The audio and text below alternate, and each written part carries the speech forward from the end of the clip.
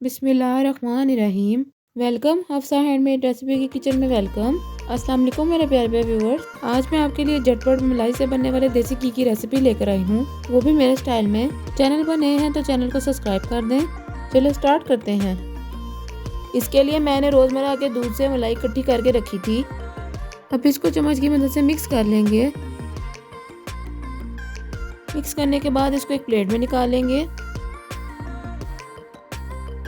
अब इसको हाथों की मदद से छोटे छोटे बॉल्स बनाकर ठंडे पानी से धो लेंगे, जैसा कि आप वीडियो में देख रहे हैं।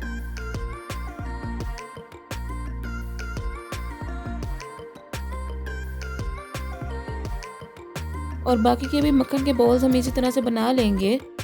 ये देखिए व्यूअर्स, मक्खन के बॉल्स बन चुके हैं। अब इसको मीडियम फ्लेम पर उस वक्त तक पकाएंगे जब तक मक्खन पिघल ना जाए। ये देखिए व्यूअर्स, मक्खन की आहिस्ता आहिस्ता रंगत चेंज हो रही है।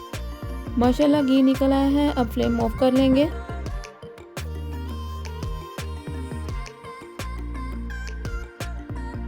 अब इस घी को एक बाउल में छान लेंगे। मैं उम्मीद करती हूँ आपको ये मेरी देसी घी की बहुत ही आसान सी रेसिपी पसंद आई होगी। जिसने अभी तक मेरे चैनल को सब्सक्राइब नहीं किया, इसको सब्सक्राइब कर दें, बेल बटन प्रेस कर दें।